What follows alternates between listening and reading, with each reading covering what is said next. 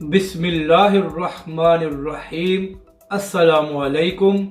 آپ دیکھ رہے ہیں یوٹیوب چینل عام سی باتیں۔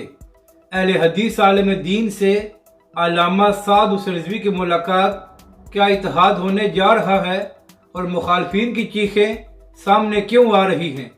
اس ویڈیو میں ہم اسی کے متعلق بات کریں گے۔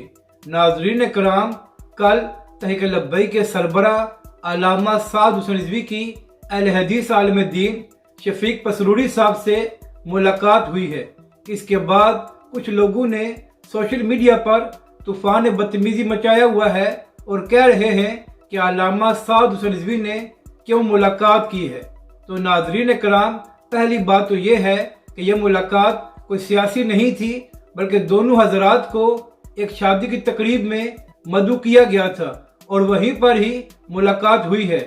اور دوسری بات یہ ہے کہ ناظرین کرام، اگر دیگر مسالک کی مذہبی جماعتیں اور علماء کرام تحریک لبیک پاکستان یا علامہ سعد حسین رضوی کا ساتھ دیں کہ تحریک لبیک پاکستان ختم نبوت اور ناموس رسالت کے لیے آواز بلند کرتی ہے، تو اس میں غلط بات کیا ہے؟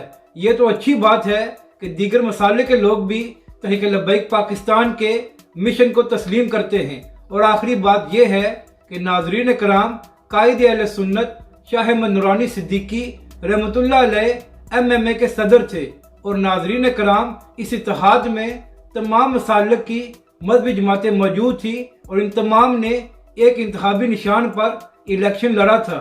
تو جو لوگ تحریک لبیک پاکستان کے متعلق باتیں کر رہے ہیں، میرا ان سے سوال ہے کہ آپ لوگوں کا پھر قائد اہل سنت کے بارے میں کیا خیال ہے؟ اپنی رائے کا ضرور اظہار کریں کہ آپ کو یہ ویڈیو کیسی لگی، اور ہمارے اس چینل کو بھی سبسکرائب کریں۔